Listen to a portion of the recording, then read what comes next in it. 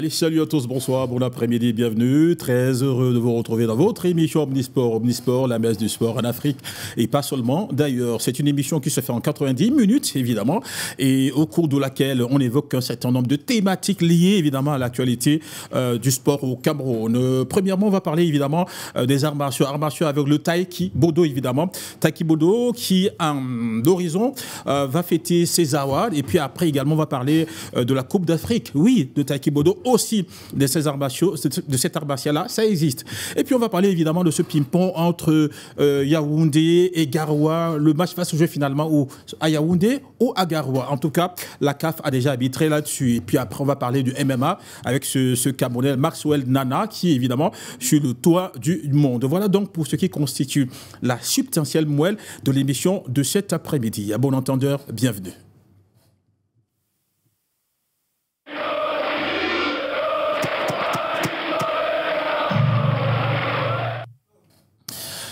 Ils sont là, pas tous, mais presque. À ma droite, non, à ma gauche d'abord, lui, c'est le coach Ernest Mabouka. Il est consultant dans cette émission. Il est, comme j'aime à le dire, la caution technique. Il nous fait le plaisir d'être sur ce plateau. Bonsoir, bon après-midi, coach. Bonsoir, bon après-midi, aussi. Bon après-midi aux téléspectateurs qui nous regardent et aux copanélistes qui sont des amis et frères que je connais très bien. Je crois que nous passerons une bonne émission.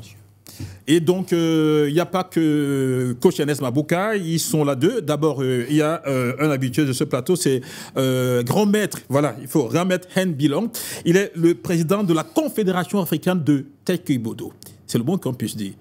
Bonsoir, Grand Maître. Bonsoir. Ou je peux dire os, Grand Maître. Bonsoir à tous vos téléspectateurs. Bonsoir au grand frère Ernest Mabouka qui est juste en face de moi. Bonsoir au président, l'honorable président Akonoké à ma droite. C'est un plaisir renouvelé que d'être sur votre plateau. À côté de vous, évidemment, vous l'avez annoncé, c'est le grand président honorable, l'honorable Akono Eva, Jean-Marcel. Il est détenu adjoint, évidemment, de la Fédé, enfin de Taïki-Bodo. Il nous fait l'honneur d'être sur ce plateau cet après-midi. Bonsoir, honorable. Bonsoir, mon cher collègue. Oui. Bonsoir au président de la CATA. Bonsoir à tous ces téléspectateurs qui nous suivent en ce moment. Mais honorant, j'attendais que vous arriviez ici avec votre écharpe. C'est là justement le problème, c'est que comme j'étais au pas de course, je n'ai pas eu... en fait, je vais l'élaborer tout à l'heure. Vous l'avez là? Exactement. Allez, abordez votre écharpe, c'est super important. Allez, monsieur, j'ai envie de poser la question donc à coach. Coach, est-ce que, coach Ernest Mabouka, est-ce que vous avez déjà entendu, vous, une fois dans votre vie, parler de Taïki-Bodo? Je crois qu'en tant que sportif, ça fait partie des arts martiaux. OK? Donc, c'est la première fois. Et surtout que à Dash Omnisport, nous sommes toujours là en train de parler des choses qui concernent les arts martiaux. Donc, ça me fait plaisir la première fois de pouvoir connaître. Donc vous n'avez jamais entendu parler de Taïki? Jamais parlé. Vous n'avez jamais vu le Taïki-Bodo? Non, Taïki-Bodo. Ben, Taïki-Bodo, non. Jamais de votre vie? Jamais. Allez. C'est la première fois. Donc, j'ai dit merci à Dash et à vous. Donc, et à ceux qui sont là aujourd'hui pour essayer de nous montrer l'art. Ouais. Comment on la pratique et comment on fait pour ne serait-ce que devenir grand maître. Comment on pratique cet art martial, comment on fait pour devenir un grand maître. De toute façon, vous serez édifié tout à l'heure, coach. Et bien sûr, on a qui mieux que le grand maître Hen Bilong pour nous parler évidemment de cet art martial. Il faut rappeler qu'il est le président de la Confédération africaine de Taïki-Bodo. Il nous fait l'honneur d'être sur ce plateau. Alors, grand maître, voilà donc le coach Ernest Mabouka qui dit ne pas connaître le Taïki-Bodo. C'est la première fois qu'il découvre évidemment cet art martial. Alors vous êtes surpris par cette réaction-là du coach? Bon, déjà, je voudrais, avant de répondre à votre question, dire toute ma joie de me retrouver en face de grand frère Ernest Mabouka parce que c'est un grand frère qui nous a émerveillés il y a à peu près un quart de siècle. Nous courions chaque fois qu'il y avait ces matchs parce que c'était un excellent gardien de but. D'accord. Donc, c'est avec grande joie que un petit quart de siècle après, je me trouve sur le même plateau que lui. C'est dire qu'on a quand même fait un petit chemin. Ouais, c'est beaucoup de joie. Ça fait toujours chaud au cœur de savoir que... Voilà. Merci d'avoir organisé ça. Pour revenir, c'est tout à fait normal que le grand frère ne soit pas au courant parce que c'est un art martial qui est nouveau, qui est en train de graduellement de s'imposer. Donc, c'est pour cela que nous sommes sur ce plateau, justement pour intensifier la promotion et permettre aux gens d'en connaître, d'en savoir davantage. D'accord. Alors, la question est simple, la question basique. Qu'est-ce que le Taekwondo exactement? Très bien. Le Taekwondo, c'est un subtil mélange de taekwondo, de kickboxing et de boxe, en version self-défense. Donc, c'est un art martial africain, créé par un Africain d'origine, Ahmed Mohamed Zemzemi, qui actuellement vit au Canada, qui est un expert de taekwondo. Il est d'ailleurs peut-être le seul, même l'un des rares 9e dan de Taekwondo Police. Il est dans le bureau exécutif de la World Taekwondo Police. C'est un expert de kickboxing, il a formé de grands champions et un expert de boxe aussi. En tant qu'Africain qui s'est retrouvé au Canada, il a réfléchi et il s'est dit quelle peut être la touche africaine au Conseil des arts martiaux mondiaux. Il a donc pensé à travers les techniques de taekwondo, de kickboxing et de boxe. Bien sûr, il y a d'autres techniques qui rentrent en jeu, judo, karaté et autres, mais il a fait une synthèse de tous ces arts martiaux pour proposer un couloir africain dans ce grand boulevard que constituent les arts martiaux. D'accord. Donc, c'est le grand maître qu'on a eu le plaisir d'ailleurs de recevoir ici. Nous étions ici en février. Il était en tournée au Cameroun du 14 février au 1er mars. Voilà. Alors, la question, très souvent... Coach, là, vous êtes satisfait, enfin bref, quand est-ce qu'il a vu le jour, le Taekwondo? Bon, le Taekwondo a vu le jour dans les années 2020, un peu avant 2020. Bon, vous comprenez que ça coïncidait avec la Covid. Oui. Donc, c'est une période où nous avons fait la plupart des premiers séminaires en ligne. D'accord? Et dès que la Covid est passée, nous sommes le premier pays à avoir invité le fondateur. Donc, il est arrivé au Cameroun, comme je le disais, en février. Oui. Nous avons fait 6 villes ensemble. Nous avons rencontré des autorités, fait des stages d'arbitrage, d'instructeurs et des passages de grade aussi, puisque le grand frère demandait comment on fait pour devenir grand maître. Oui. Oui. Étant donné que c'est un mélange de plusieurs arts, nous avons d'abord ce qu'on appelle un système d'équivalence. C'est-à-dire, quand vous êtes déjà avancé dans d'autres arts martiaux, vous ne reprenez pas à zéro. Parce que la self-défense, c'est la partie pratique, pragmatique des arts martiaux. Vous pouvez être judoka, vous commencez la self-défense, peut-être à la ceinture verte, bleue ou marron, vous pouvez être karatéka, ainsi de suite. Or, le Taekwondo apporte une solution directe. Quelqu'un qui n'a jamais fait les arts martiaux ou quelqu'un qui est encore débutant, mais qui a le souci de se défendre, puisque la société devient de plus en plus dangereuse, on peut dire ça entre guillemets. Oui. Il y a de plus en plus l'insécurité. Il est question d'apprendre aux femmes, aux enfants et aux parents, à tout le monde, d'avoir les premières techniques de défense quand on est attaqué. Pour commencer d'abord soi-même par assurer sa propre sécurité en attendant une éventuelle intervention, peut-être des forces armées et police. Voilà. D'accord. Honorable Akono, vous également, vous êtes directeur technique adjoint de Taekwondo. Alors, comment est-ce que vous en arrivez à être directeur technique adjoint? Est-ce que c'est tombé du ciel ou bien est-ce qu'il y a eu un processus derrière qui vous a amené à être directeur technique de Taekwondo? Oui, merci pour cette parole que vous m'accordez. Et là, vous avez abordé votre écharpe, c'est bien ça. Honorable. Merci. Bon, j'ai eu la grâce de commencer la boxe il y a quelques années déjà.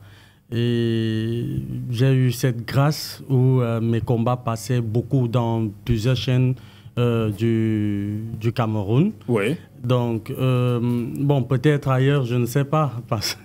Donc, ça a permis, en ce cas, après ma carrière de boxeur, ouais, que je m'engage dans le coaching. J'ai fait la formation nationale. Entendons d'abord. À la base, vous êtes boxeur. Oui, à la base, je suis boxeur. Vous boxiez dans quelle catégorie? Moyen, oui. Après mi-lourd. Champion du Cameroun, champion d'Afrique, champion du monde? Oui, j'ai eu la grâce de sortir pour faire aussi les Jeux africains. Oui, les Jeux africains avec le Cameroun. Où je suis justement, où je représentais parfaitement le Cameroun. Mais sauf que vous avez été laminé. Pardon? Vous avez été laminé là-bas, vous avez remporté une médaille? Bon, oui, j'ai quand même... Ou la médaille de participation? Non, non, non. Bon, la grâce que nous avons, c'est que dans la boxe, il n'y a pas la médaille de participation. Bon, je ne sais pas si aujourd'hui, il y en a, mais au moins, quand tu as une médaille, c'est que tu as mérité. Oui. C'est la seule différence avec la boxe et les autres sports. Et qu'est-ce que vous avez eu comme médaille? Donc, bon, j'ai eu quand même une médaille d'argent, j'ai eu une médaille de bronze. Super. Donc, qui sont classées parfaitement. Oui, ensuite... Donc après donc, cette formation nationale, j'ai eu la grâce de faire aussi la formation internationale comme entraîneur One Star International en boxe anglaise. Donc, ce qui me permet, que ce soit au Cameroun, que ce soit ailleurs, je peux entraîner. Donc, une fois, je passais justement en ce qui concerne le Parlement jeune. Je passais dans une télé de la place où j'ai rencontré mon cher frère. Vous savez, entre nous, les sportifs, ça va vite. Donc, on n'a pas besoin de se connaître longtemps. C'est comme ça que je dis, bon, je crois que nous pouvons faire quelque chose. Et la réalité, c'est que les activités du taekwondo coïncident aussi avec les activités, bon, d'une part, avec les activités de Abja. Parce que l'Abja fait la promotion des activités sportives. Pas seulement la boxe ou le taekwondo, mais toutes les activités sportives. La preuve en est qu'en décembre, nous avons la Nuit des champions qui se tiendra, où nous allons mettre en avant-première des combats où nous aurons peut-être la grâce de vivre un combat en direct du WBF. Où nous aurons champion du monde à Sandam qui sera là avec un expatrié aussi pour la dispute de cette ceinture. Donc, c'est comme ça que je suis donc monté jusqu'à après... J'ai subi une formation parce que quand le fondateur était là, nous avons fait une formation. Après la formation, j'ai eu la grâce d'avoir la troisième dan, c'est le troisième dan, non, du taekwondo. Oui, donc, je vais dire, c'est un processus qui permet en ce que je sois aujourd'hui directeur technique national adjoint dans le taekwondo. Donc, vous partez de la boxe pour le taekwondo et là, vous êtes troisième dan de taekwondo. Exactement. Et puis, qu'est-ce qui s'est passé entre avoir la troisième dan et être directement directeur technique adjoint? Est-ce qu'il y a également eu un process ou bien vous avez juste été troisième dan et tac, on vous a parachuté comme directeur technique? Ce qui me plaît avec le président de la Kata, c'est que c'est quelqu'un qui aime des bosseurs. Donc, je vais même vous dire, dans ma famille, on l'appelle mon frère parce qu'il est venu jusqu'à chez moi alors que ma grande sœur est en train de se marier. Chez vous, c'est où? Je suis du Sud. Oui, où? Donc, au Sud, c'est où? Un petit village de l'arrondissement de Zouétélé. Ça s'appelle comment le petit village? Minkumu. Minkumu. D'accord. Est-ce que vous pouvez saluer la population de Minkumu à votre langue, évidemment? Non, regardez votre caméra. Ah, d'accord. Voilà. Masuk Miavese. C'est tout, je vous salue, c'est tout. Ma Jazambana Avemia Ngul, Abona Mikosu à Bet. Non, Moda, c'est Abi Fudna, Jomaka Dengna Abo. À Bingulna, à réussi de...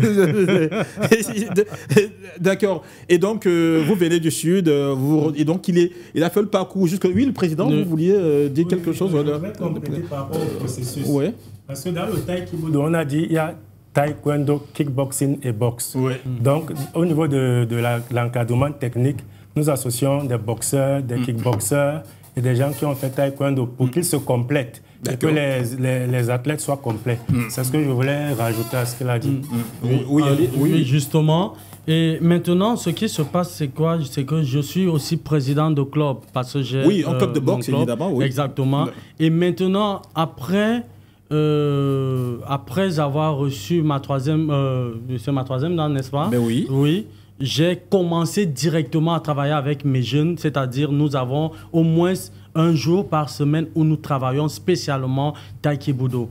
Et par rapport à tout cela, vous savez, aujourd'hui, ça va vite avec l'Internet, ainsi de suite. Ouais. C'est comme ça, chaque fois quand je travaille, je balance les images, ainsi de suite.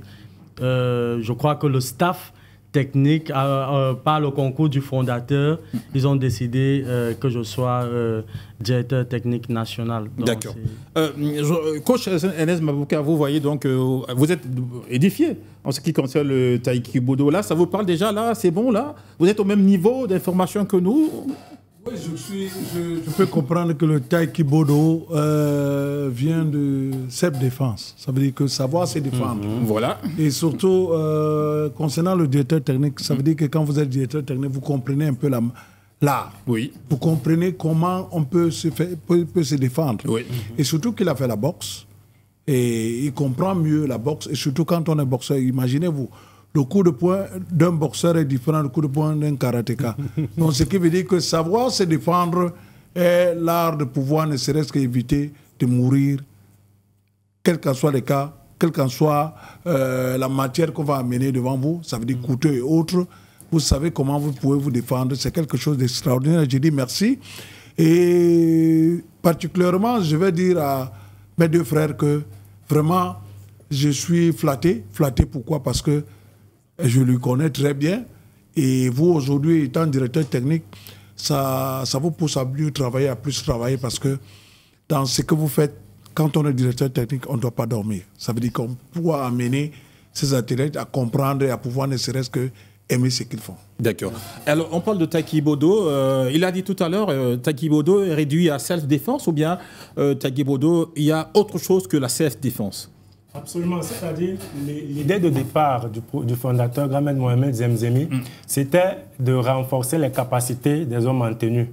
Au départ, le taekwondo était exclusivement réservé aux hommes en tenue. Par la suite, c'est par la recrudescence de l'insécurité, l'insécurité ambiante qui a fait qu'il s'ouvre, parce qu'il y avait beaucoup de plaintes des enfants qui disparaissaient, des femmes bastonnées, entre guillemets, maltraitées dans les foyers et tout, et des agressions aussi. Donc, il a étendu le taekwondo aussi aux civils. Donc, oui, c'est essentiellement la self-défense. Maintenant, vous savez, un art martial, pour qu'il vive, en plus de la simple self-défense, il faut des compétitions. Oui. Donc, on a une self-défense qui consiste à monter des scénarios d'agression. Il y a une compétition de scénarios où chaque pays vient avec une équipe. Vous avez 2-3 passages pour vous simuler des cas d'agression divers. Et maintenant, il y a les combats réels. Et la différence maintenant ici dans le taekwondo, c'est que très vite, on apprend aux gens à se familiariser avec les armes blanches. Parce que le problème souvent avec les agressions, c'est que quand vous avez fini de donner les coups de poing, dès que quelqu'un vous met la lame ici, l'acier, la fraîcheur de l'acier à elle seule suffit pour vous déstabiliser. Or, il est question d'apprendre à se familiariser avec ces armes-là. Vous commencez d'abord avec des armes fabriquées, des armes pas tout à fait réelles. Et au fur et à mesure que vous maîtrisez là, on utilise le pistolet, on utilise le couteau, on a des vidéos avec des armes réelles. Oui. L'objectif ici étant de garder son sang-froid en cas d'attaque réelle et d'apporter une réponse suffisante pour s'en sortir, en fait. D'accord. Maintenant, la question que j'ai envie de poser, quel est votre champ d'action, évidemment, au niveau du Cameroun? Est-ce que vous êtes concentré Douala, ou bien c'est tout le Cameroun, c'est le sud, c'est le nord, c'est l'est, c'est l'ouest? Ah, justement, c'est une très bonne question. Le taekwondo est implanté dans les 10 régions. Et pas que les chefs-lieux, nous sommes jusque dans les arrondissements. Oui. Tout récemment, nous étions à la chefferie Foréké, à Tchang, où nous avons fait une très très grande prestation en présence du chef de Foréké, que nous saluons ici, par le truchement de l'honorable Mbendon Fak, qui est notre représentant là-bas à l'ouest. Nous avons été à Gashiga, qui n'est pas très loin de Garoua. Oui. Nous avons été à Mbalmayo, nous avons été à Kiosi, nous avons fait le tour, en fait. Donc, le taekwondo est implanté dans les 10 régions. Dans les jours qui viennent, pour des raisons de sécurité, on ne va pas préciser le jour, mais dans les jours qui viennent, nous serons à Bamenda. Les prochains jours, nous serons à Bamenda, où nous avons déjà été par 2 fois, où nous avons une équipe là-bas qui travaille et qui commence à avoir des résultats. Et juste après, nous allons faire un tour toujours à Kiosi, parce que nous sommes invités là-bas pour la fin des vacances où il y avait des enfants qui ont été initiés en taekwondo. Le taekwondo est présent dans tout le Cameroun. Et nous avons des vidéos, des installations, des bureaux, des stages qu'on a fait, même au bord de la plage à Kribi, dans le sud et partout. Et donc, DTN, vous ne dormez certainement pas avec ce programme, ce chronogramme qui a été déroulé par le président continental. Ben, vous ne dormez pas au Cameroun. Il y a du pain sur la planche. Bien sûr. Je vais même je continue avec ces paroles. Vous savez, après les problèmes du Nozo, si je peux dire ça comme ça, oui. Plusieurs personnes ont décidé de léser un peu celui-là. Non, nous sommes tous des Camerounais. Et c'est pourquoi, comme il a dit, très prochainement, nous serons là-bas pour les installations des différents bureaux. Nous avons l'Otaï Kiboudo, nous avons l'Abja, Assemblée parlementaire Jeunes d'Afrique. Pourquoi? Parce que ces jeunes-là veulent ça. Ces jeunes-là, ce sont ces activités qui permettent même à certains de ne pas s'intéresser aux choses bizarres qui se passent là-bas, que je vais volontairement taire le nom. Donc, nous sommes engagés, feu et à sang, par la grâce de Dieu, nous allons atteindre nos objectifs. Donc, vous comptez enrôler les gens de ce côté-là? Exactement. Nous avons déjà une équipe qui est en train de travailler très dur et qui est en train de prendre même des autorisations parce que, pour ne pas mentir, les autorités de cet endroit-là sont en train de nous galvaniser, en fait. Ils aiment beaucoup ce que nous sommes en train de faire et, je vais dire, ils nous accompagnent. Donc, dans ce sens, je crois que tout est en train d'être rassemblé pour que les installations de ce côté-là se passent dans de très très bonnes conditions. En termes de pourcentage, on vous dit, vous êtes à combien de pourcents? 10%, 20% de réalisation, 100% déjà, ou bien vous êtes à 50%? Fonction évidemment des objectifs à vous fixés. Je vais dire que le pourcentage est encore minime parce que notre objectif premier, c'est de toucher toute la couche camerounaise. Donc tout le monde, parce que quand on parle du Taï Kiboudo, quand on parle de Abja, j'ai la grâce d'avoir retiré une trentaine de jeunes dans la rue. On les appelle généralement Nangaboko, mais sous d'autres aussi, on appelle les personnes sans abri, n'est-ce pas?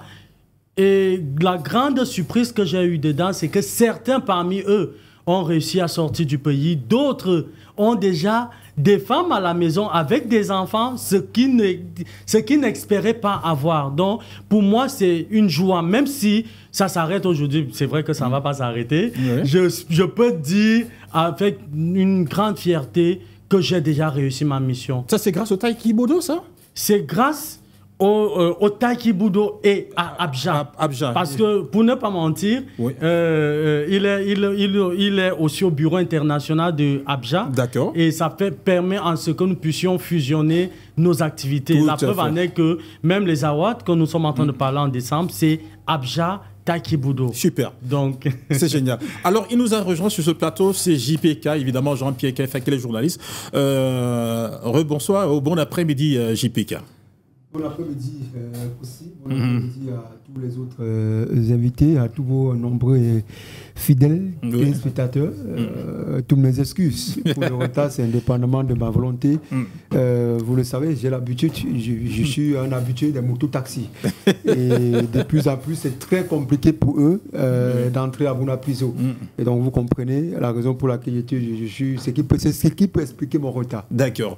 Alors, on parle de Taï Kiboudo, évidemment. Est-ce que vous avez déjà entendu parler de cet art martial? Est-ce que vous l'avez déjà vu? Est-ce que vous avez déjà été intéressé à pratiquer? Bref, est-ce que vous connaissez le Taï Kiboudo? Oui, je connais le Taï Kiboudo. J'ai souvent assisté à quelques activités de cette discipline, alors de cet art martial.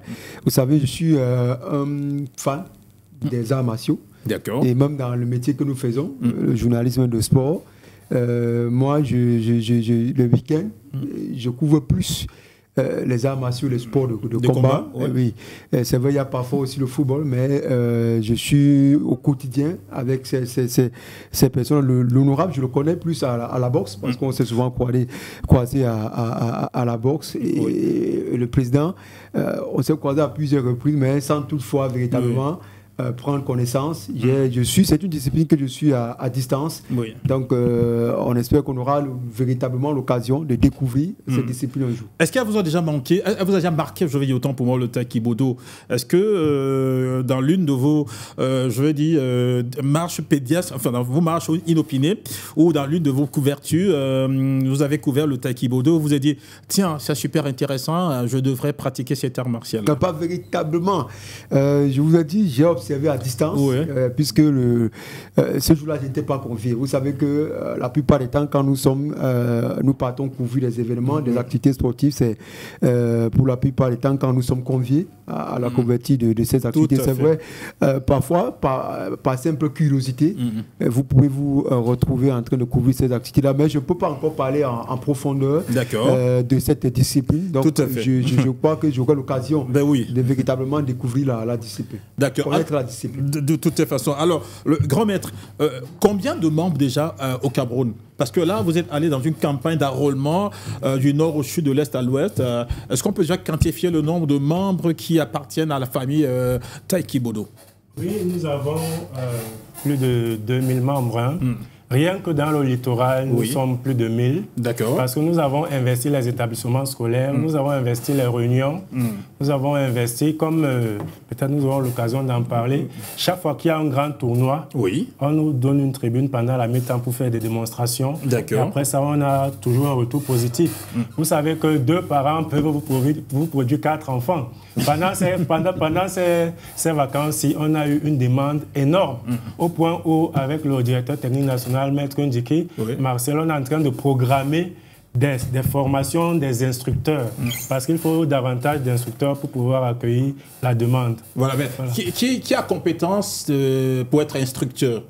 Oui, comme je vous expliquais tout à l'heure. Est-ce que tout le monde, je prends un exemple, est-ce que le coach Anes Mabouka peut être instructeur du jour au lendemain? Est-ce que JPK, il n'a jamais fait des arts, il peut être instructeur du jour au lendemain? Qui est habilité? Qui est éligible, voilà l'expression que je cherchais à être. C'est une très très bonne question. On peut dire qu'il y a plusieurs catégories d'instructeurs. Il y a ceux qui servent simplement de relais dans les établissements. Puisque dès septembre, nous allons investir les établissements pour faire des séances, dans la plupart des établissements, une séance de self-défense par semaine. Et nous avons pensé que nous pouvons faire des formations aux enseignants d'EPS déjà sur place, pour éviter, en plus du programme officiel, d'ajouter des charges à l'établissement. Et ces instructeurs-là apprennent juste des bases aux enfants, leur communiquent une démangeaison et les orientent vers les clubs. Maintenant, les instructeurs de clubs, généralement, sont d'abord ceinture noire dans une autre discipline martiale. Ceinture noire et maître, parce qu'on peut être ceinture noire sans être maître. C'est pour ça que je parlais tout à l'heure du système d'équivalence. Parce que la self-défense en elle-même, elle est quasi identique. Maintenant, les subtilités changent en fonction de l'art martial et de la culture.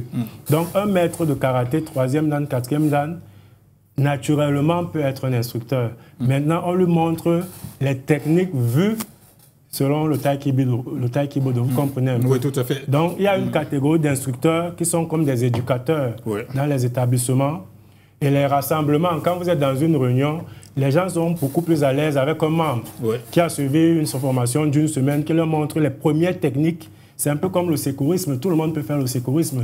Il y a les techniques de base que tout le monde peut faire. Maintenant, quand quelqu'un a un intérêt pour la discipline, on l'oriente vers des instructeurs formés qui, eux, ont un niveau assez élevé sur le plan martial. Moi, je posais la question tout à l'heure, je dis, est-ce que quelqu'un comme le coach Anes Mabouka, qui n'a jamais fait des arts martiaux du tout, peut devenir instructeur du jour au lendemain? À partir de ma réponse, c'est oui, mais pas du jour au lendemain. Parce que si on dit du jour au lendemain, ce serait trop facile. Disons que, comme c'est un leader, c'est un monsieur très connu, il peut avoir ses élèves, il peut avoir ses athlètes, il peut avoir son équipe.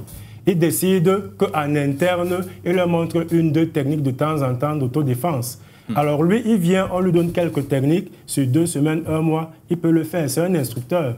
Mais maintenant, quand certains de ses élèves, de ses athlètes, sont intéressés par la discipline, il les oriente maintenant dans les clubs. D'accord. Voilà. Et là, chemin faisant, on parle évidemment des awards. Les awards de Taekwondo, ça renvoie à quoi les awards? Ce sont des prix, c'est très tout ça.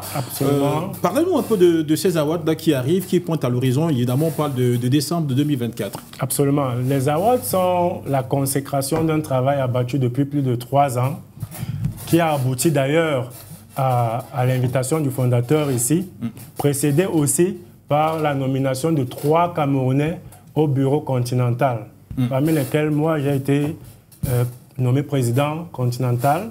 Il y a le DTN, Maître Ndiki, le DTN national, Maître Ndiki Marcel, qui a été porté au poste de président du comité technique continental. Il y a notre vice-président, Maître Ebode Raïssa, qui a été porté au poste de trésorier continental. Donc, on a 3 Camerounais sur 6 postes qui ont raflé la moitié des postes sur le plan continental, alors que c'est un art martial qui a commencé en Tunisie et qui est allé au Canada, qui est allé en France, qui a fait le tour du monde, mais les Camerounais ont réussi à se distinguer. Voilà une des raisons quand même où il faut reconnaître les efforts des gens et les récompenser. Pendant l'arrivée du fondateur aussi, il y a des gens qui se sont démarqués sur le plan interne par leur implication, leur engagement. C'est l'occasion de les remercier. Je pense notamment au colonel Amoua, qui est le président du club FAP Taekwondo, qui s'est investi particulièrement pour que, jusqu'au niveau de la facilitation de l'obtention des visas de nos hôtes et de nos invités, il a été remarquable. Et maintenant, on a des fédérations partenaires, on a des associations comme l'ABJA qui nous accompagnent depuis la base. Il y a l'un de nos instructeurs qui est référent de la World Munchako au Cameroun, Maître Manga Chris, qui est à Mbalmayo. Lors de nos démonstrations, il apporte souvent la touche Munchako, qui n'était peut-être pas dans le Taekwondo de base, mais qui est un enrichissement du Taekwondo par un Camerounais, vous comprenez? Ce genre d'acteur qui se démarque comme ça, il mérite quand même une certaine reconnaissance. À côté de ça, quand le fondateur était là, nous avons eu un accompagnement particulier de la mairie de Douala 3e, qui était d'abord la première mairie à nous inviter. On a fait un grand tournoi spécialement pour le fondateur. Et lors des finales, on a remis à la fin du stage. C'était le 17 février au stade Bilongue, où on a remis, on a donné les résultats des différentes évaluations de passage de grade d'instructeurs sur place. Donc les acteurs comme ça qui se sont démarqués, il y a les gouverneurs qui nous ont reçus, il y a le ministre de Sport qui nous suit depuis la base, ça on l'a déjà dit ici. Il y a le ministre de la Défense qui a autorisé, par exemple, à la base aérienne 301 de Garoua. Nous faisons partie des formateurs de l'école des métiers de l'armée de l'air de la base aérienne. Ça, c'est parce que le ministre de la Défense l'a autorisé. Donc, ce genre d'acteurs qui permettent au Taekwondo de se déployer et de se développer mérite quand même un regard particulier. Et ce que je voulais dire, c'est que le président de la République du Cameroun est la seule ceinture noire 9e dans honorifique au monde. Et il est parmi les 3 personnalités qui ont reçu ce qu'on appelle, qui sont devenus grands cordons du Taekwondo. De leur vivant, ils ne sont plus que 2. Il y a le fondateur du Taekwondo et le président de la République du Cameroun, alors que le fondateur a eu à faire le tour du monde pour présenter son art. Mais vous comprenez que, d'une manière ou d'une autre, le Cameroun réussit toujours à tirer son épingle du jeu. C'est pour cela que nous avons pensé, après la Coupe d'Afrique de Taekwondo qui aura lieu en octobre en Tunisie, que les médaillés de là-bas et plus ceux qui vont les accompagner mériteraient aussi une certaine reconnaissance du pays. D'accord. Voilà. Alors, DTN, de manière technique, qu'est-ce qui est fait pour que justement le Cameroun rafle le plus de médailles déjà pour les awards? D'abord, qu'est-ce qui est fait pour la matérialisation de ces awards-là? Ça, c'est d'un de deux. Pour que lors de la Coupe du Monde, évidemment, la Coupe d'Afrique de Taekwondo, le Cameroun rafle le plus de médailles possible. Vu que le Cameroun est parti pour coloniser, je vais dire ça comme ça, le Taekwondo. Ce qui est bien avec le Camerounais, c'est que le Camerounais, à la base, aime le travail. Et dans le travail, parce que ce qui est vrai, c'est que l'athlète travaille, l'instructeur travaille, tout le monde se met au chef-d'œuvre pour que ça marche. Donc, ce que nous faisons, c'est quoi? Nous partons avec un objectif premier, c'est que nous voulons impérativement rentrer avec des médailles. Et quand on se fixe des objectifs, parce que c'est ce qui tue plusieurs, quand on se fixe des objectifs, on fait tout et tout pour réaliser ces objectifs-là. Je vais même vous dire quelque chose, il parlait des écoles tout à l'heure.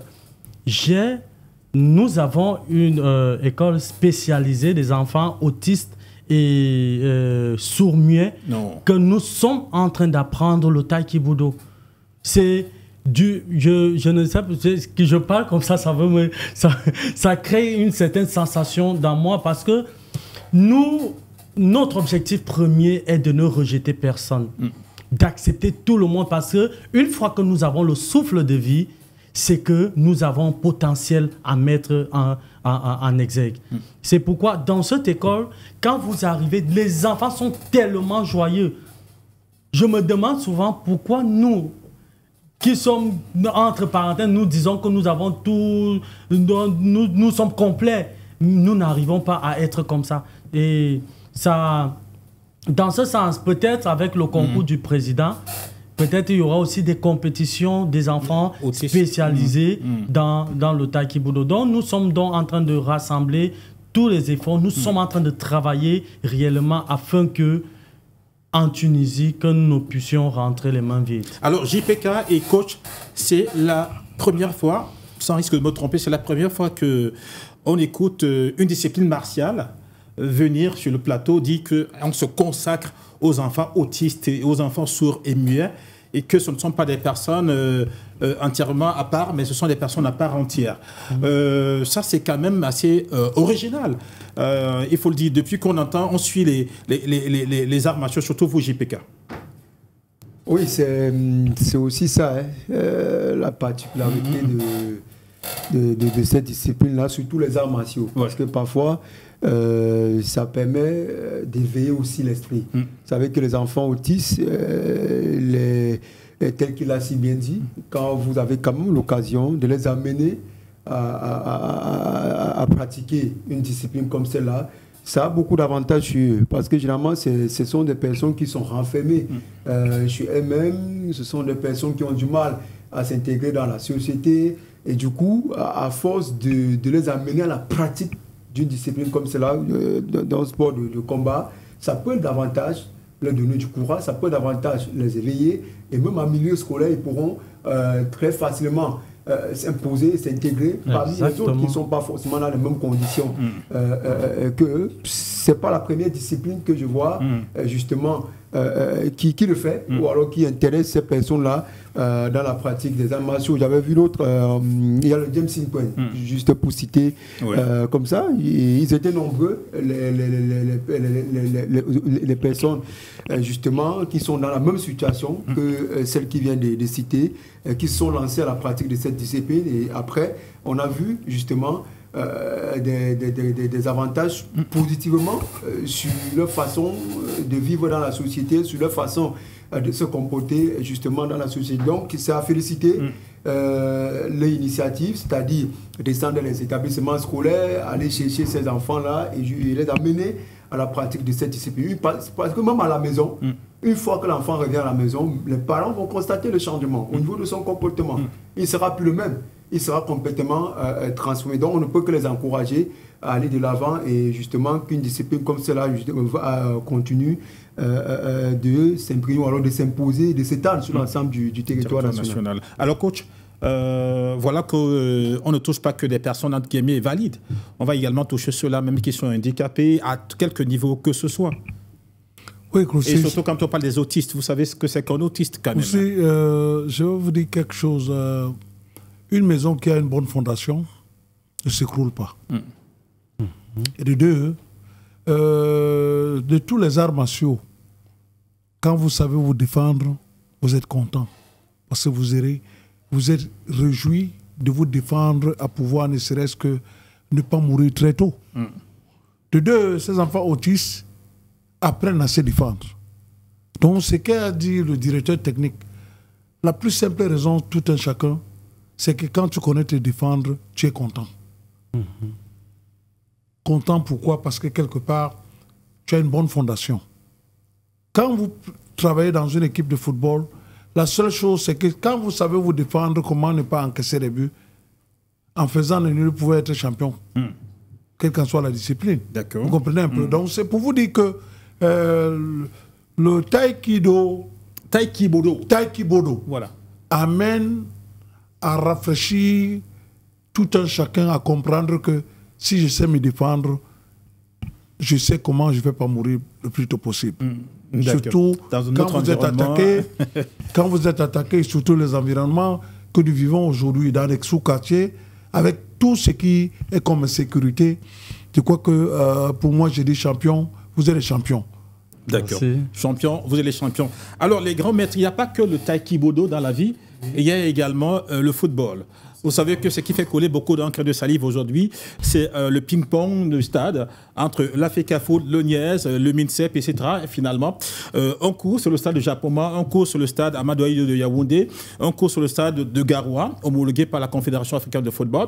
Et puis là, également, il y a un ping-pong. Finalement, les Camerounais vont jouer normalement le 7 septembre de 2024. Ils vont recevoir la Namibie. Tout est déjà...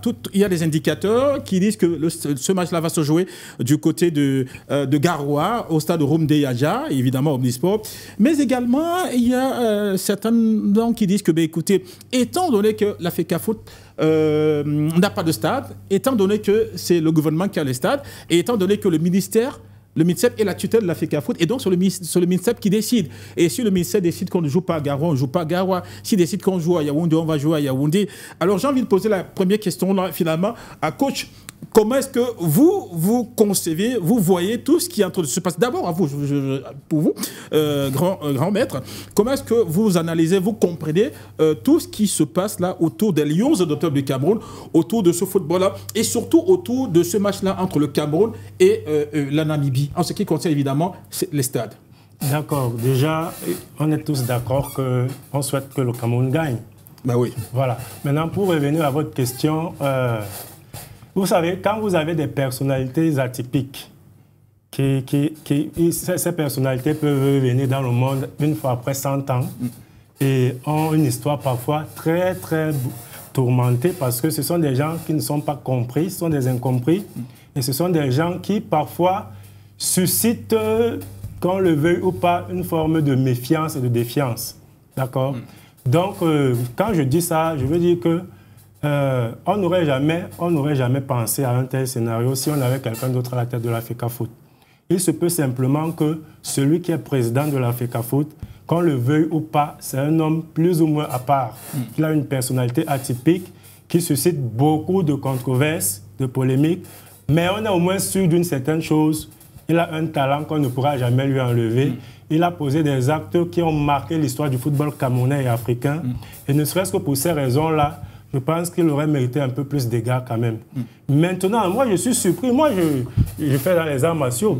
Mais je suis surpris que les gens s'intéressent un peu trop à la gestion du football, un peu plus qu'avant. Parce que nous, on s'interrogeait parfois, dans une certaine mesure, peut-être sur les maillots. On pouvait se dire, on n'aime pas voir les Lions jouer avec les maillots jaunes et consorts. Mais de façon fictive.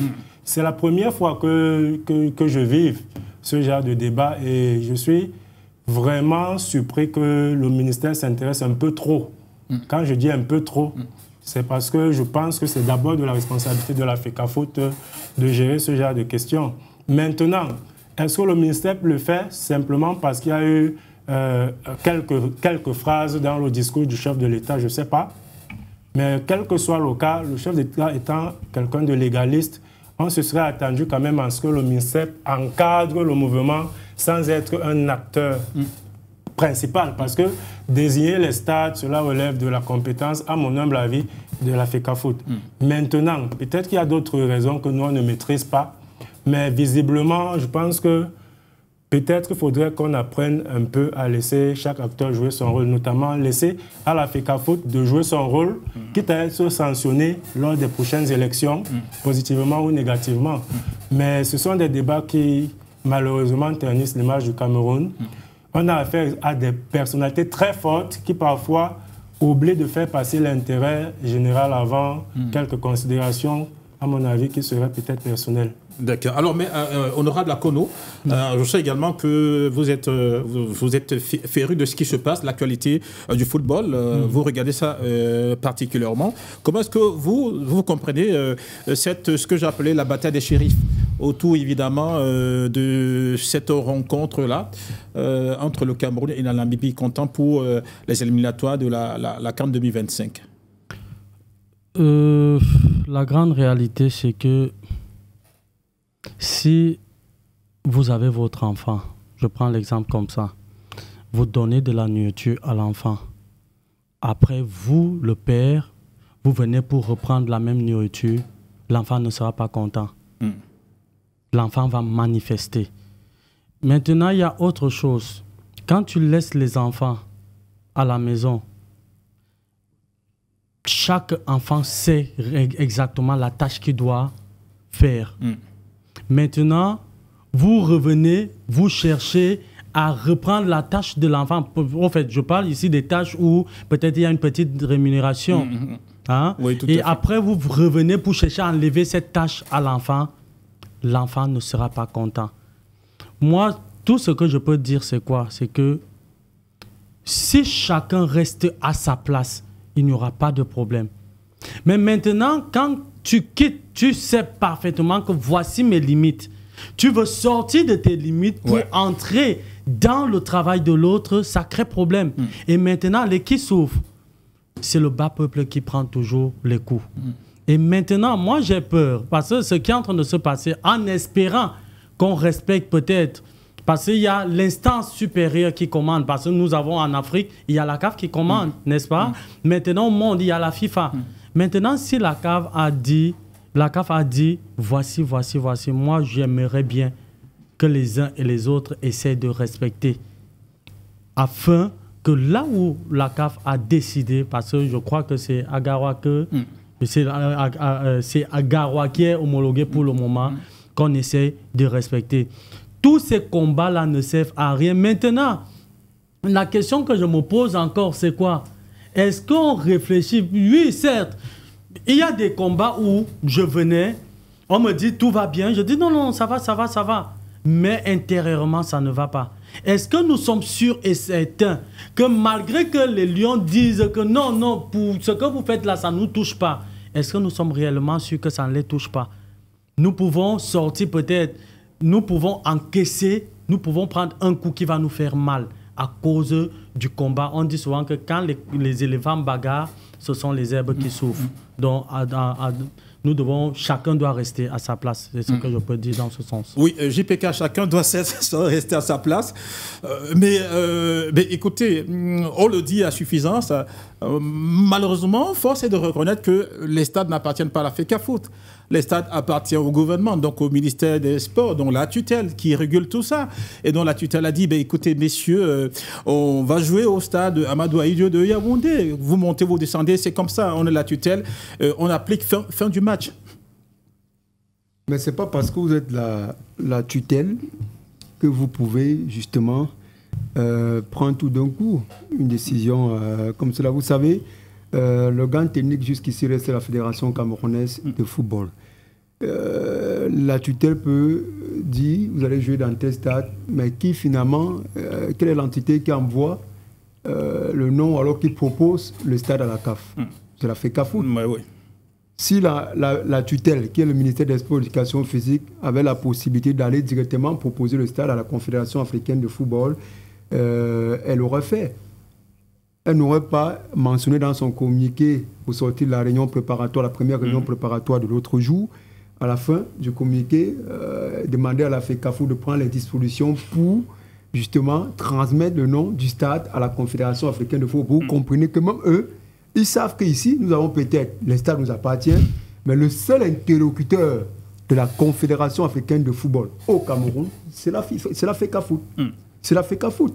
Et c'est la raison pour laquelle la FECAFOOT avait au départ, après avoir envoyé une demande à l'ONIES, l'ONIES qui avait donné son accord de principe, et la FECAFOOT a donc envoyé à confirmer à la CAF que le match va se jouer à Japoma.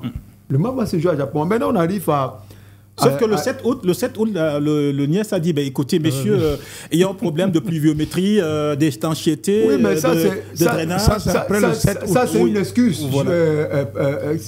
Ça, c'est une excuse. Oui. J'étais en train de faire une analyse, vous m'avez poussé à aller un peu plus loin. C'était une excuse. Il n'y a pas de problème de stade au Cameroun. Il faut dire la vérité aux Camerounais. Il n'y a pas de problème de stade. Vos affaires de météo, la météo montée, la météo descendue, c'est juste pour nous distraire. Personne n'est Dieu. Le problème est connu. Chacun veut être dans la ville où il peut avoir le contrôle de l'équipe nationale. Les gens oublient vite ce qui s'est passé lors des 2 derniers matchs des Lions. C'est-à-dire qu'il y a eu des soucis au départ d'accepter par les sélectionneurs. Après, la FECAFOOT a accepté le sélectionneur. Il y a eu tout ce qu'on a eu, l'altercation à la Fédération camerounaise de football avec les sélectionneurs. Mais après, le président de la FECAFOOT, lors du point de presse, s'est excusé pour tout ce qui s'est passé.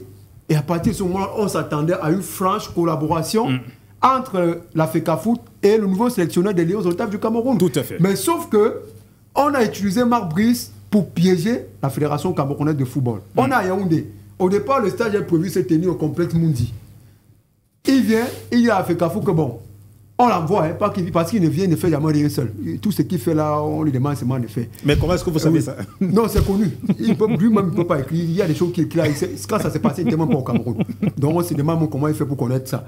Donc on lui dit, va donc dire à la fédération que tu souhaites que le stage ait lieu en Guayaquil, au stade militaire, et que les Lions soient logés au Hilton. Parce qu'on savait qu'on avait déjà tout préparé au Hilton pour que la FECAFOOT, ou alors les agents de la FECAFOOT n'aient pas accès au Hilton. Et là, la bataille a été remportée par l'autre camp. Ils ont remporté la bataille. Mais les gens trouvent qu'aujourd'hui, c'est trop facile que l'autre camp, la FECAFOOT, accepte encore de se retrouver dans une ville, dans une condition où elle sera à nouveau mise à l'écart. Est-ce que c'est possible pour une deuxième fois? Ça peut arriver. Hein? Je ne suis pas Dieu. Mais ce n'est pas facile d'accepter. Vous avez dit que bon, il y a 4 stades qui sont homologués au Cameroun par la Confédération africaine de football. Oui. Japoma, la Réunification, Rumde Adja et le stade Onus Mamadou Ahidjo de Yaoundé. Quand on se retrouve à la première réunion préparatoire l'autre jour, pourquoi subitement le seul stade qui est donné, ou alors qui est non pas proposé, qui est validé par le MINSEP, c'est le stade Onus Mamadou Ahidjo de Yaoundé. Pourquoi on n'a pas étudié la capacité du stade de Garoua pour abriter ce match? Pourquoi on n'a pas étudié la capacité du stade de la Réunification de Douala-Bépana, même si c'est toujours à Douala, pour abriter ce match? Ben parce qu'on va dire sur le stade de la capitale, et donc c'est mieux que ce match-là se joue... C'est pas ce qu'ils vous ont dit, ça c'est ce que les thèses de la CAF disent. Mais eux, pour prendre cette décision, c'est pas sur cette décision qu'ils se sont appuyés pour choisir le stade en Onus Mamadou Ahidjo de Yaoundé. Ils se sont appuyés sur quoi donc? Mais eux-mêmes ils savent. C'est pour ça que c'est la raison pour laquelle je vous dis, je ne comprends pas pourquoi on s'entête à ce que le match se joue à Yaoundé. Bon, on n'est pas d'accord avec Japoma. La FECAFOOT avait choisi Japoma. L'ONIES a dit niet. Le MINSEP a suivi. Vous choisissez Amadou Ahidjo de Yaoundé. La FECAFOOT dit non. Il y a d'autres stades. La FECAFOOT n'a pas proposé Garoua, qui n'était pas au départ sur les plans. Mais pourquoi ne validez pas? Pourquoi on refuse Garoua? Pourquoi on ne peut pas essayer la réunification? Pourquoi on insiste sur Yaoundé? Parce qu'on sait qu'à Yaoundé, c'est là-bas qu'on peut contrôler l'équipe. Tout ce qui se passe là, il n'y a pas de problème de stade. C'est une bataille pour le contrôle de la sélection nationale du Cameroun. Mais dernièrement, c'était pour le stade technique. Aujourd'hui, on nous a ramené l'affaire des stades, mais on tourne sur place. C'est le même problème. C'est le même problème qui nous rattrape aujourd'hui. Il n'y a pas de problème de stade. C'est une bataille, un problème d'ego. Et les gens trouvent facile que l'autre camp doit simplement accepter, se plier. Mais de l'autre côté, depuis que cette affaire a commencé, qu'est-ce qu'ils ont posé comme acte pour contribuer à l'apaisement? J'ai posé cette question sur plusieurs plateaux au copanélistes avec qui j'étais sur le plateau. Personne n'a jamais osé me répondre. J'ai dit, j'ai pris des armes, des actes qui ont été posés par la FECAFOOT pour contribuer à l'apaisement. Mais de l'autre côté, qu'est-ce qu'on a fait? On a envoyé le sélectionneur à quelques jours d'un match aller prendre une interview sans l'autorisation de sa fédération. Il n'a pas fait de lui-même. Ça a été préparé. Il faut dire la vérité aux Camerounais. Et comme si ça ne suffisait pas, on lui envoie une demande d'explication. ils nous amènent balader sur des situations que quand ça se passait, ils n'étaient même pas au Cameroun. Vous avez l'impression qu'en face, on veut la sérénité. Tout ceci, c'est parce que vous avez un sélectionneur qui ne travaille pas en collaboration avec sa fédération. Il y a eu un précédent, oui. Au départ, on ne vous voulait pas parce que vous êtes arrivé comme un cheveu dans la soupe. Mais après, on vous a accepté. Le président de l'Afrique doit présenter ses excuses à Mondo Vision, au sélectionneur belge. Mais pourquoi lui aussi, à retour, il se comporte comme il se comporte là? Vous dites ne pas reconnaître une fédération, c'est ce qu'il a dit dans ses déclarations. Parce qu'on va vous tourner comme on va vous dire que c'est pas. C'est ce qu'il a dit. Vous avez fait le présupposé et le sous-entendu à l'école, au secondaire, le français. Il a dit qu'il ne reconnaît pas la FECAFOOT. Vous dites que vous ne reconnaissez pas vous ne reconnaissez pas la FECAFOOT. Mais quand vous faites votre liste, vous envoyez la même fédération. Vous faites les déclarations que vous avez fait là sur le patron de cette instance. Mais vous revenez quand même, vous faites la liste, vous envoyez, vous attendez quelqu'un qui publie. Une fédération que vous ne reconnaissez pas. Tout ceci, oui, si vous êtes intelligent, si vous êtes, je vous le connais très intelligent, le problème de Stade Padou, si vous avez bonne mémoire, du souhait de Marc Brice de jouer le match à Yaoundé, ou alors de jouer l'entièreté de ces matchs durant tout le temps qu'il sera au Cameroun à Yaoundé. Exactement. C'est de là que part le problème. D'accord. Il n'y avait pas de problème avant ça. Et quand je vais dire aux gens que vous allez vous tourner comme vous pouvez tourner, il n'y a qu'un seul individu qui est au centre de ce problème, c'est Marc Brice. Parce que les Camerounais, comme nous, ont compris qu'ils ne peuvent pas mener la bataille eux seuls, mais il faut utiliser le sélectionneur pour mener la bataille. Mais comme lui, il était au fin fond de la Belgique là-bas, il ne faisait rien. Peut-être même sa carrière de policier était déjà finie. On allait le chercher. Il avait quoi? Il avait quoi? Si on lui propose mieux, il ne peut que faire ce qu'il est en train de faire. Parce qu'un sélectionneur normal ne peut pas faire ce qu'il fait, faire l'interview qu'il a faite là. Dans un pays sérieux, vous aurez déjà sanctionné. Moi, à la place de la FECAFOOT, j'aurais sanctionné Marc Brice depuis. Parce qu'il y a un carnaval. Quand vous êtes sélectionneur d'une équipe, vous ne pouvez plus vous exprimer n'importe comment. Pour s'exprimer, il faut l'autorisation. Lui, ce qu'il a fait là, c'est encadré. Si pendant qu'il est en fonction au Cameroun, pendant qu'il est sélectionneur des Lions, si un joueur de son équipe peut accorder une interview et qu'il dit la même chose sur lui, lui va prendre ça comment? Est-ce qu'il va apprécier? Vous allez dire que je suis sorti du sujet, mais tout ça, c'est ce qui nous ramène là où nous sommes. D'accord. La conséquence, c'est que nous sommes à 2 semaines, pratiquement à moins de 2 semaines du match. La liste n'est pas encore rendue publique. Oui, à 4 jours du regroupement des Lions adoptables, parce qu'en réalité, c'est le 2 que le stage commence, le 2 septembre. Mais la liste n'est pas encore sortie de Marc Brice. Alors, coach, voilà encore un autre sujet sur la table. On croyait que c'était fini, mais sauf que ça revient, cette histoire de stade. Maintenant, on a cassé le plus vieux métro, on dit d'accord. Et on dit que, ben, écoutez, s'il pleut à Douala, bien autant il pleut à Douala, autant il pleut également à Yaoundé. Donc, il serait intéressant, mieux pour le Cameroun, de localiser le match du côté de Garoua. Sauf que le Nias également a répondu derrière en disant, ben, écoutez, messieurs, on a bien eu votre requête, votre lettre, sauf que le Garoua également n'est pas disponible. Garoua, c'est pas possible. Et donc, nous, on s'adosse derrière la tutelle qui dit que le match là va se jouer à Yaoundé. Et étant donné que la FECAFOOT n'a pas de stade, même si la Confédération africaine de football a validé, il faut le rappeler, Garoua, on est, comme qui dirait, dans un cul-de-sac là. Bon, aussi, je vais vous répondre très simplement pour vous dire que les stades que le président de la République a dotés aux Camerounais lambda, ça veut dire qu'à tous les Camerounais, ok, n'appartiennent pas au ministère de la Jeunesse des Sports. Ça appartient à tous les Camerounais. Ce qui veut dire qu'avant, on jouait sur 2 stades. Yaoundé et Douala.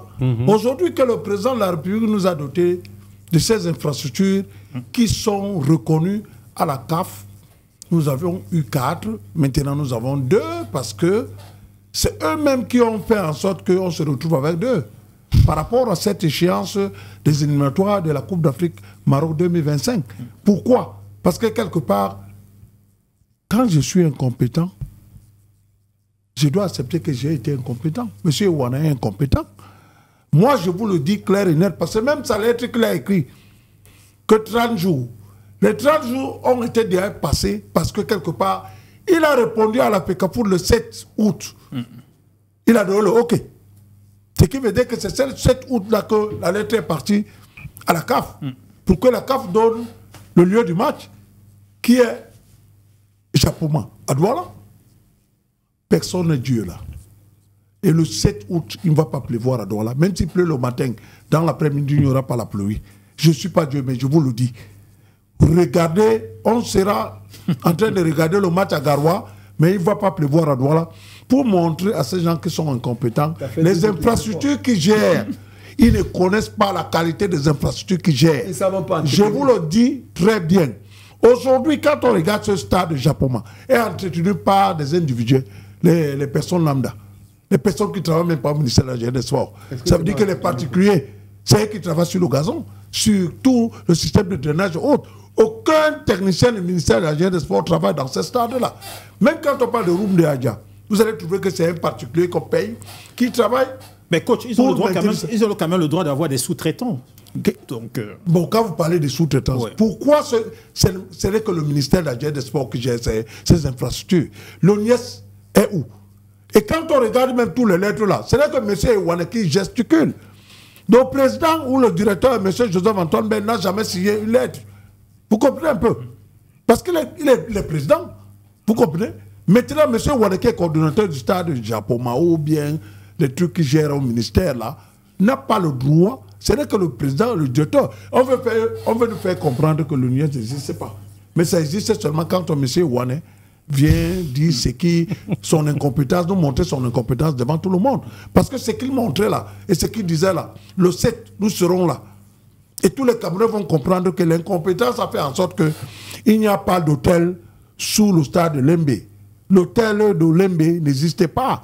Vous comprenez un peu? Donc il faudrait que ce que mon copanéliste a dit tout à l'heure, que ceux qui ne peuvent pas, et ne savent pas, et ne connaissent pas, ne doivent pas mériter les places. Ça veut dire que venir parler quand vous avez l'un des plus grands sportifs à ce qui concerne le football, qui a gagné tous les trophées, et il est venu en Afrique, au Cameroun, et il a gagné les trophées, où les gens aujourd'hui qui sont payés pour essayer d'aller dans les télévisions, les chaînes de télévision et radio, pour dire du n'importe quoi concernant l'icône que nous avons.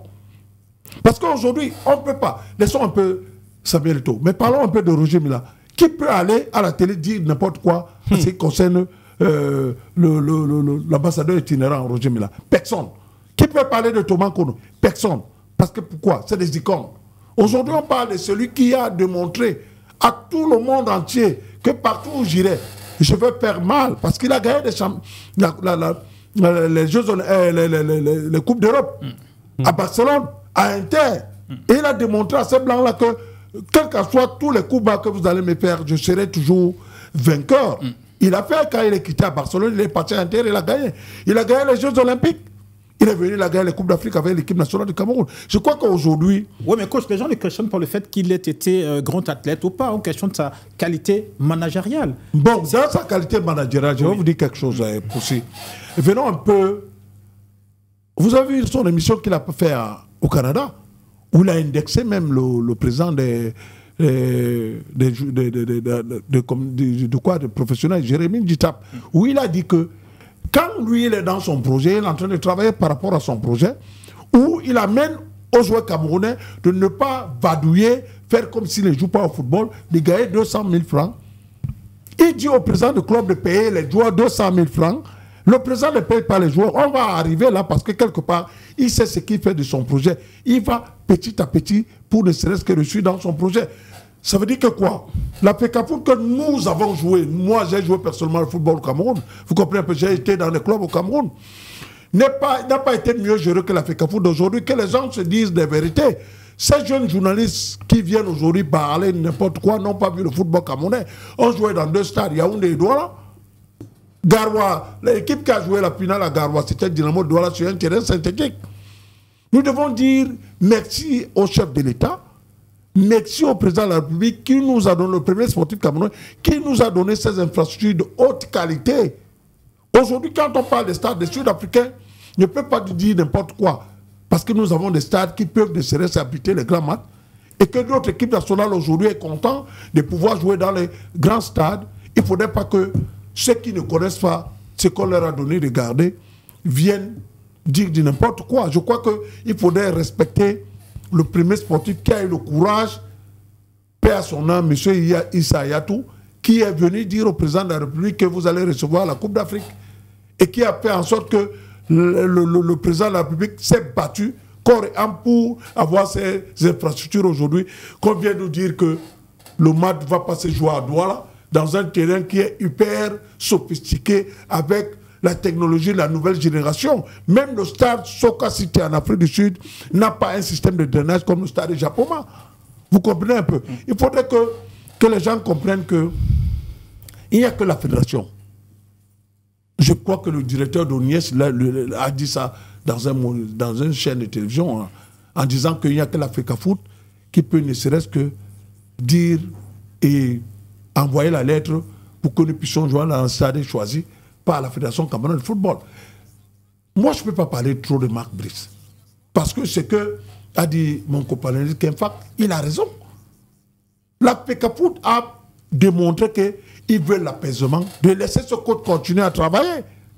Pour ce Cheikh Machaba, code de l'équipe nationale sud-africaine, sur une chaîne de télévision, est parti mal parler du président de la Fédération sud-africaine de football. Il a été saqué à la minute.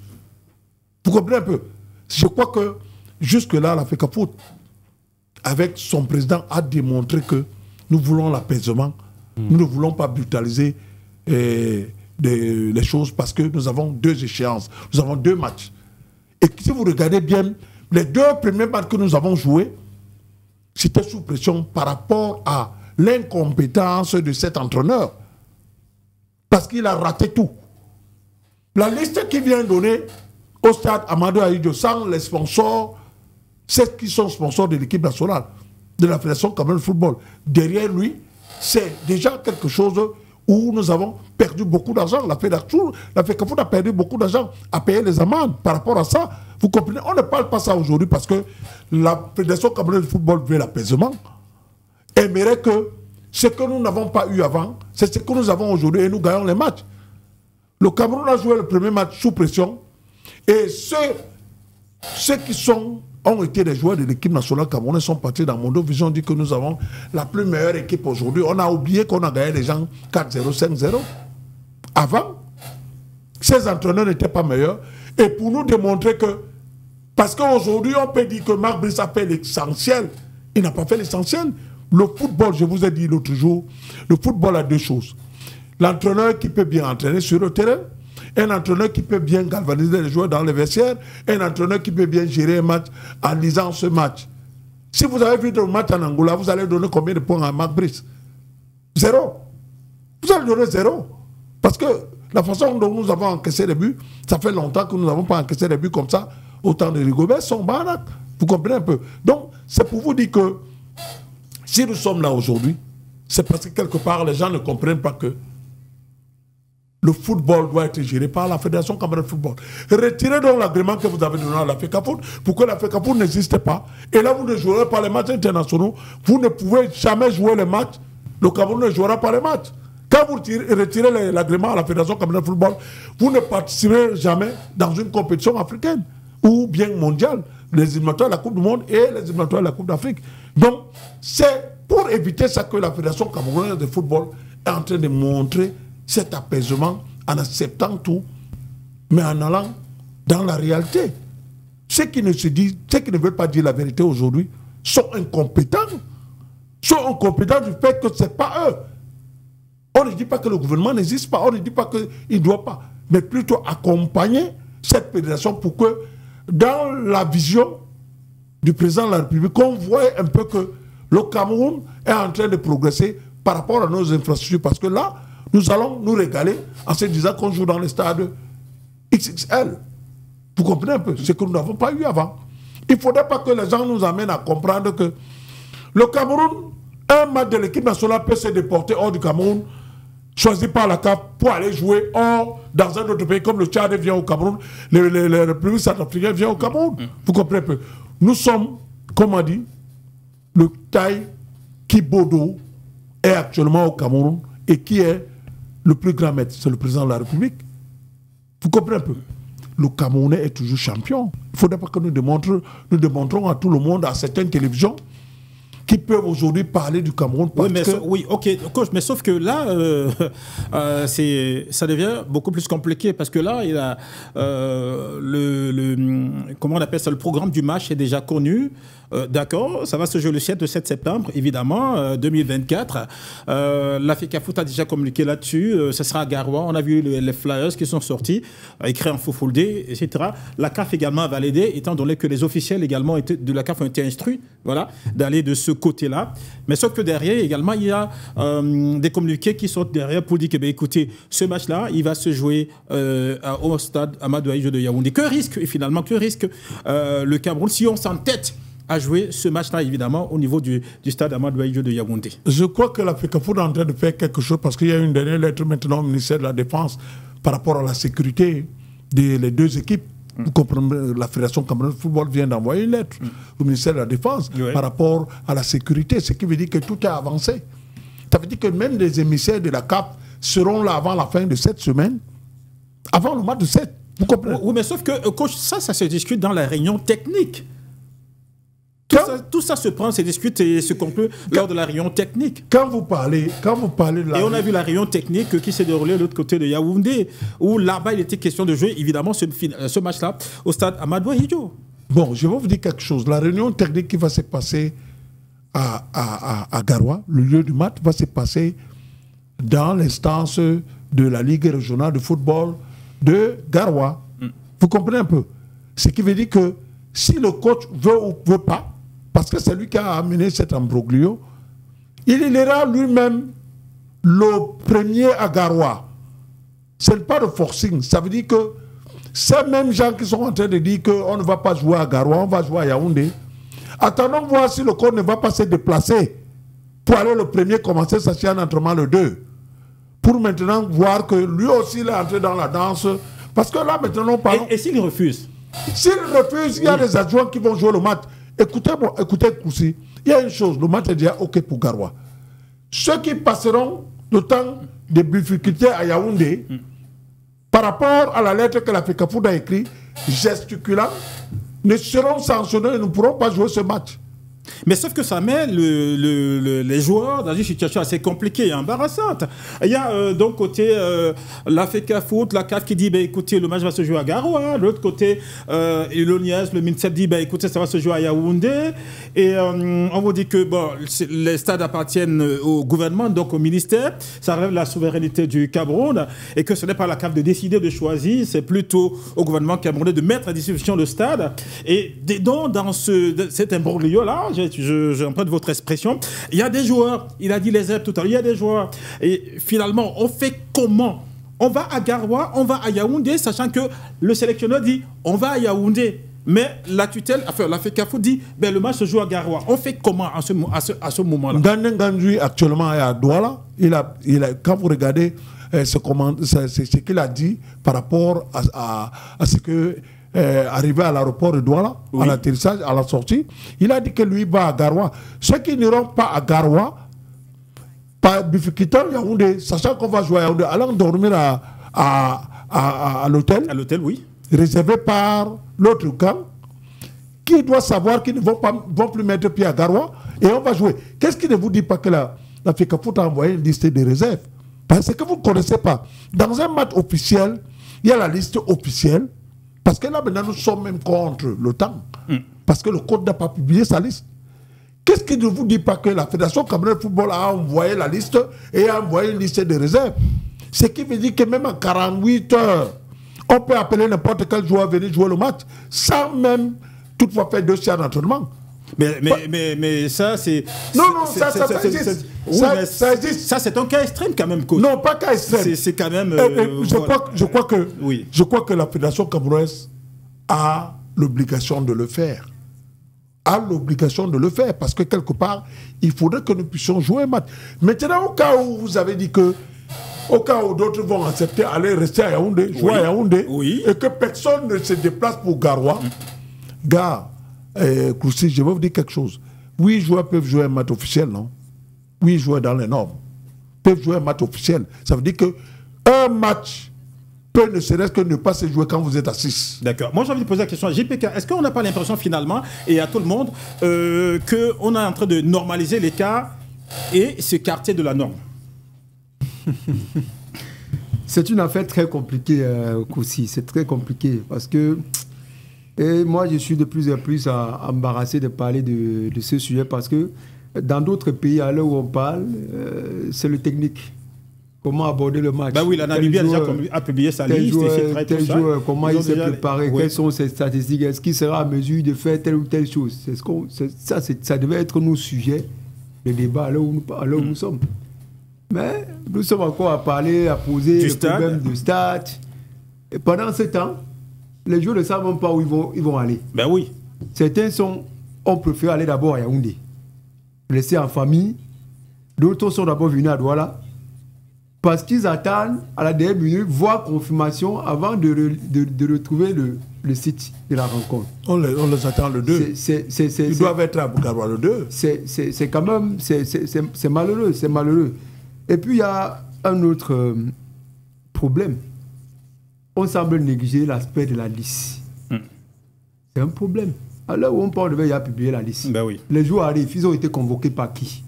Peut-être il y a peut-être un joueur a reçu 2 convocations différentes. On ne sait pas. Non, il n'y a que la fédération. Ils peuvent recevoir deux. C'est ce qu'on nous a dit dernièrement, coach. Non, on nous a dit qu'il y a que la fédération. C'est comme vous devez connaître. Officiellement, c'est non, on ne sait pas comment les autres ont fait pour faire parvenir la convocation aux autres joueurs. La fédération a été, comme vous avez dit, ils ont joué le jeu pour ne pas montrer un peu l'incompétence de d'autres camps. La fédération a joué le jeu. Comment la fédération a joué le jeu? Parce qu'il fallait jouer ce premier match. Vous comprenez un peu? Mais les lettres que la FECAFOOT a envoyées, c'est ça que le club a accepté. Le club n'accepterait pas la lettre du gouvernement parce que le club ne connaît pas le gouvernement, le club connaît la fédération. Exactement. Ces joueurs ont été invités, sont venus par rapport à la fédération, tout ce qu'ils ont fait. C'est pour ça que je vous dis que nous attendons le 2 où tout le monde doit être à Garoua pour dire que aujourd'hui, on peut spéculer, on peut dire tout ce qu'on peut dire. Le match est confirmé, vous avez vu la lettre, vous avez les arbitres, non, y a tout le monde partira. Avec ces gens qui sont concernés par cette bataille, coach, il n'y a même pas de problème sur le match. Vous savez ce qui me plaît sur eux? C'est qu'on va faire tout ça, les deux, quand on va faire tout ça, à la dernière minute, le match va se jouer. Ben oui. Ça, au moins, ils ont ça en tête, ils ont ça à l'esprit, ils savent. Et ça a des conséquences. Ils vont tourner, à la dernière. Je ne peux pas vous dire où le match, je sais que le match va se jouer. Mais maintenant, avec quelle performance de l'équipe du Cameroun, les gars ne se sont pas regroupés à temps, ils ne se sont pas entraînés à temps, il n'y a pas eu la mise au vert qu'il fallait de 3 ou 4 jours. J'ai l'habitude de dire aux gens que Dieu est camerounais. J'ai dit que Dieu est camerounais, Dieu aime le Cameroun. Parce qu'avec tout ce qu'on fait là, est-ce que vous vous serez attendu que lors des 2 derniers matchs, on aurait pu avoir les 4 points qu'on a eu? Avec tout ce qu'on fait là, on va tourner. Quand l'équipe du Cameroun va se retrouver sur le terrain, peut-être une victoire au pire des cas ou 2. Mais en réalité, moi je suis de ceux qui estiment que quand tu dis ça, on va dire que tu souhaites que l'équipe perde. Mais à un moment donné, il faut au moins quelque chose pour créer un électrochoc. Et permettre aux gens de comprendre qu'on ne va pas toujours gagner dans ce contexte. On ne va pas toujours gagner, ça ne va pas toujours passer. À un moment donné, ça va nous rattraper. Ouais. Et il faut que ça arrive à un moment donné. Il faut des défaites pour voir si les gens peuvent prendre conscience. C'est quand même de trop. On en est où? Tout le monde entier nous regarde. On finit tel scénario, le lendemain, on se pose la question, quel est le scénario qu'on nous réserve encore? Il y a le stade, hein?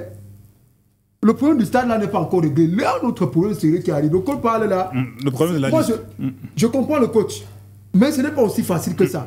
Il y a un problème qui arrive, deux autres problèmes qui arrivent. La liste et le staff technique. Le staff technique des Lions Hydro-Plates du Cameroun. Qui va utiliser les salles d'entraînement?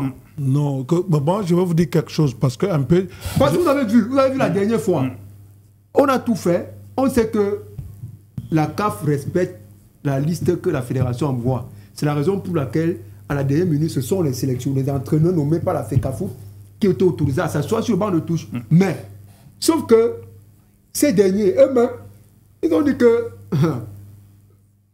au moins par respect pour moi et pour la profession que j'ai fait, moi je préfère rester dans les gradins et vivre le match. Ils n'ont pas eu le courage de venir s'asseoir sur le banc. Non, ils ont fait ça. Ils ont fait ça parce que quelque part, il Ils veulent l'apaisement. Vous comprenez un peu? Bon, je vais vous dire quelque chose. En ce qui concerne le facteur de performance, combien de jours faudrait pour un joueur qui a été en activité, qui a fait une préparation de début de saison pour être en méforme? Plus de 10 jours. Vous comprenez un peu? Oui. Donc, ce qui veut dire qu'enlever un peu les facteurs de performance, que ces gars, en 2 ou 3 jours, seront en méforme. Là, enlevons ça.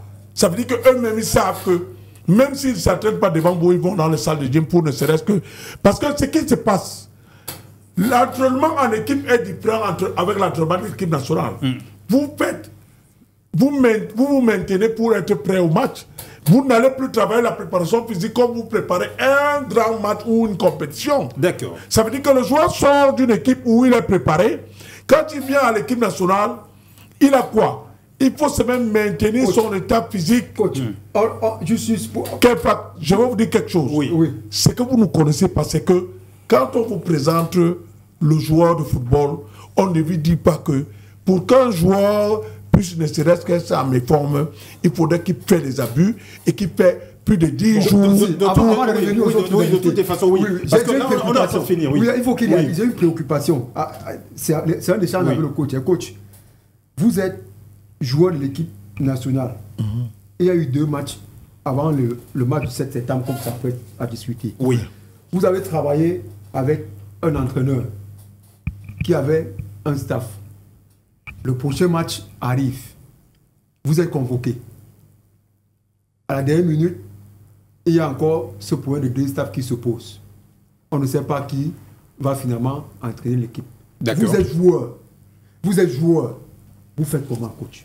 Bon, la seule chose que je vais vous répondre. Je vous réponds parce que en tant que joueur, c'est d'abord ma forme physique. D'accord. Je dois me préparer pour l'éventuel. Je suis venu faire quoi? Il faut bien que vous entraînez. Non, attends.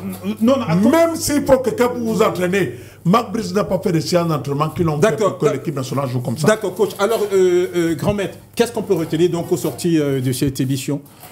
Oui, déjà, nous avons dit notre objectif, ce sont les awards en décembre. Oui. Avant les awards, nous avons d'abord une descente à Bamenda. Nous avons des démonstrations au stade Bilonga le 1er septembre.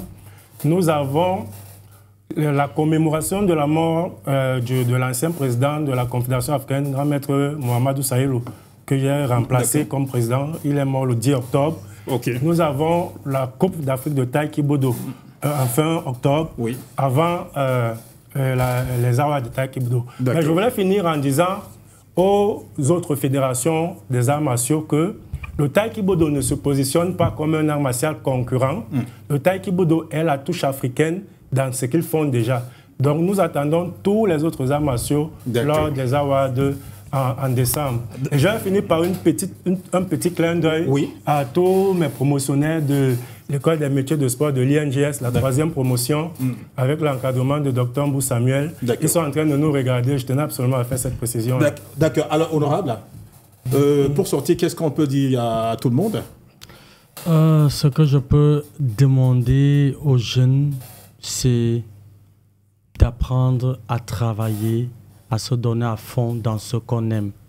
De ne pas se laisser distraire par des choses qui ne nous arrangent pas. Parce qu'aujourd'hui, vous allez voir, désolé de revenir un peu, vous allez voir des enfants qui vont te parler de Fekafoot MICEP. Pourtant, ils ne savent même pas de quoi, qu'est-ce qu'on appelle Fekafoot, qu'est-ce qu'on appelle MICEP.